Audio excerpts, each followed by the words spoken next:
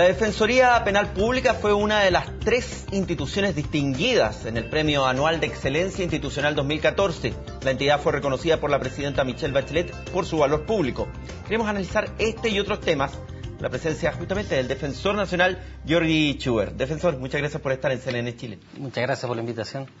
Si ustedes quieren hacer consultas, también algunas preguntas sobre este y todos los temas que estemos tratando con el Defensor Nacional, lo pueden hacer a través del hashtag CNN en alerta. Defensor, lo primero es saber y conocer un poco los pormenores de este premio a la excelencia, no tan difundido quizás por los medios de comunicación, así que sería interesante que usted nos comentara y nos explicara un poco cuáles fueron los requisitos que tuvo que cumplir la Defensoría para que en la jornada que pasó la presidenta Bachelet usted le entregara ese premio en el Palacio de la Moneda.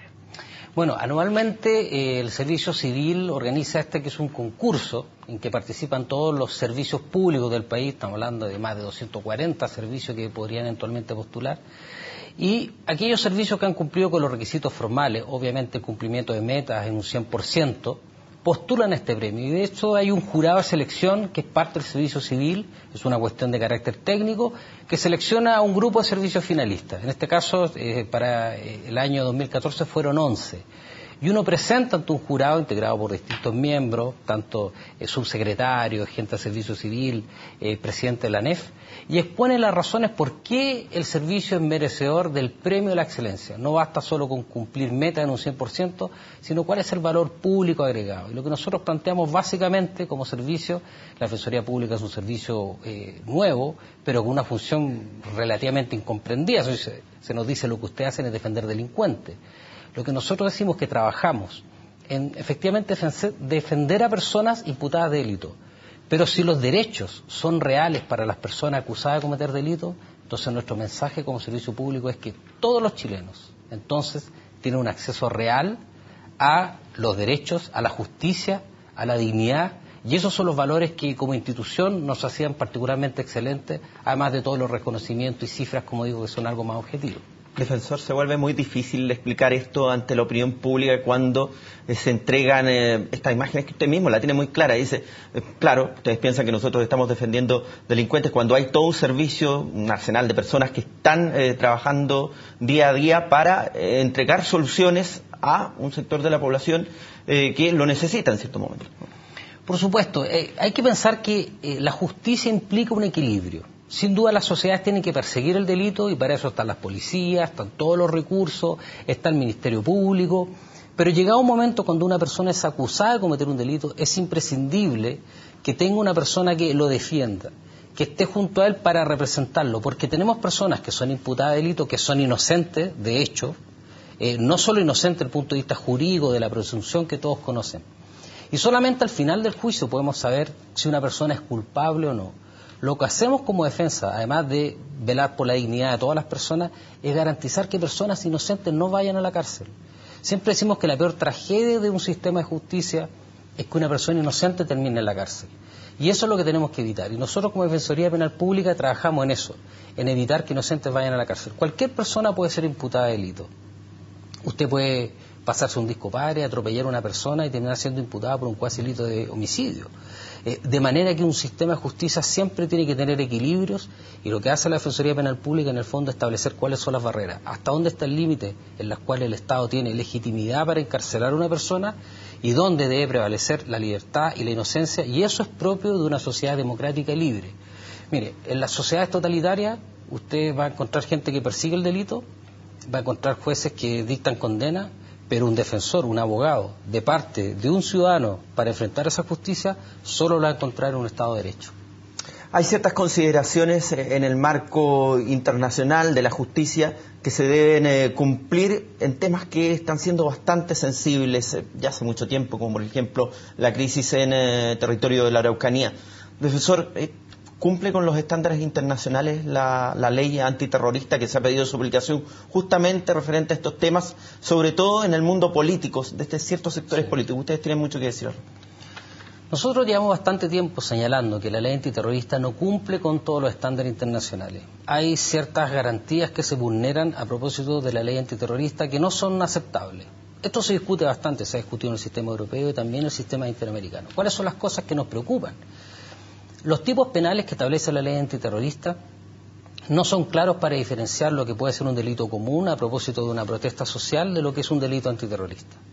Si bien se requiere un especial ánimo, determinar esto es difícil, y hay delitos contra la propiedad que podrían ser calificados como delito terrorista. Entonces, esa distinción no está clara. Por ejemplo, hace un tiempo atrás hubo un incendio en la zona de Carahue e inmediatamente se invocó la ley antiterrorista. ¿Qué razón había en la ley para poder invocarla? Bueno, los tipos penales no eran claros. Pero sobre todo hay un problema de posibilidad de defenderse. Se establece la posibilidad de testigos sin identidad. Se habla de testigos protegidos, pero el problema no es que se protejan los testigos, eso está bien. El problema es que yo no me puedo defender de un testigo que no tiene ninguna identidad y no puedo saber si este testigo es creíble o no, si miente, si tiene razones para mentir, y esto es lo que se debate fuertemente también en el sistema internacional. También, por supuesto, otras situaciones como prolongar excesivamente la detención y otras medidas y facultades extraordinarias. Lo que hay que comprender que un Estado democrático, por supuesto que tiene que tener legislación para combatir el terrorismo, pero esa legislación tiene que ser acorde, como digo, a estándares internacionales que están relativamente reconocidos, y creo que la ley merece una revisión. Merece una revisión para que nuestra democracia pueda, en su caso, combatir el terrorismo con una legislación acorde con lo que son los pactos internacionales de derechos humanos. ¿Qué tan difícil se vuelve para ustedes determinar de que ciertas acciones, como las que hemos estado viendo en el último tiempo, no son delitos comunes, no son un simple robo, por ejemplo? Que hay una consideración de fondo por parte de estas personas en cuanto a incluso fines ideológicos. Ustedes tienen poco que decir en eso, pero finalmente con la aplicación de una ley como la ley antiterrorista, algo se podría hacer. Sí, por supuesto, hay un tema de finalidad que sin duda detrás del delito terrorista hay una finalidad política, que es intentar, por decirlo así, dañar el Estado de Derecho, realizar un tipo de presión a la institucionalidad política, poner en riesgo, en definitiva, un Estado, etcétera. Bueno, es un tema que tiene que demostrar sin duda el Ministerio Público en un juicio, y una cuestión que no cabe duda que es compleja. Pero lo que nosotros hemos subrayado hace bastante tiempo, es decir, mire, el debate no solo se centra en el tema de la legislación antiterrorista en el contexto del conflicto territorial. Los protagonistas de la Araucanía no debieran ser ni los fiscales, ni los jueces, ni los defensores, ni la policía. Hay un problema que es mucho más amplio, que es político, que es social, que es cultural, que hay que reconocer. Creo que recién hoy en día se está tomando conciencia que hay un tema que trasciende completamente lo que es los tribunales. Y durante mucho tiempo solo se enfocaba en la punta del iceberg, que es la comisión de situaciones delictuales, más o menos graves, algunas sin duda gravísimas, pero esto no resolvía el tema de fondo y no lo va a resolver. Está bien que se persiga, se castigue el delito, con todas las garantías que son necesarias para todas las personas imputadas de delito, pero centrarse solo en esto me parece que era un error, y espero que esto cambie, porque sin duda, como todos los chilenos, y yo que particularmente además soy una persona nacida en Temuco y conozco la Araucanía, quiero que exista paz en la Araucanía, pero tiene que ser con pleno respeto a la garantía de todas las personas imputadas y evitar que inocentes vayan a la cárcel, cuestión que, como ven, a los defensores no importa mucho. Pero además evitar que exista, por decirlo así, daño colateral. Nosotros denunciamos muchas veces que en operativos en comunidades se terminaban dañando a niños, mujeres, ancianos que no tenían nada que ver con la investigación de los delitos, y eso es algo que no es aceptable. Tema sensible, defensor, se nos va acabando el tiempo, pero antes le quiero preguntar por este anuncio hecho desde el Ministerio de Justicia en cuanto a tipificar el delito de tortura y también impulsar un mecanismo de prevención de la tortura en nuestro país. Ustedes también tienen ahí un rol preponderante una vez que se concrete esta legislación, ¿no? Sí. Chile se ha comprometido a un protocolo facultativo que lo que busca es prevenir y eventualmente hacer un seguimiento a la denuncia de tortura. Hay que entender que el delito de tortura hoy en Chile no tiene que ver con perseguir al disidente político, lo cual era propio de las dictaduras en Latinoamérica. Hoy en día el delito de tortura se traslada básicamente a la persona que es el delincuente común, que es imputado de delito, eventualmente la protesta social, cuestiones que se apartan de lo que ha sido lo tradicional. Lo importante es que la tortura es inaceptable y el Estado debe tomar todas las medidas para evitar que esto se produzca. Y cuando se produce, tener una investigación pronta, objetiva, que permita arribar a responsabilidades. Y en este caso, y un tema muy relevante, es que los detenidos y las personas que están bajo la custodia del Estado, es decir, por ejemplo, también en las cárceles, bueno, será responsabilidad del Estado también demostrar que no se han cometido actos de tortura cuando son denunciados. Así lo ha establecido la jurisprudencia internacional, tanto en Europa como en nuestro sistema interamericano. Por lo tanto, aquí hay un desafío que tenemos que enfrentar como Estado, toda la institucionalidad, porque es fundamental para la dignidad y la integridad de las personas humanas. Las gracias para el defensor nacional Jordi Echeverri, muchas gracias por estar esta noche aquí en CNN Chile. Gracias a ustedes.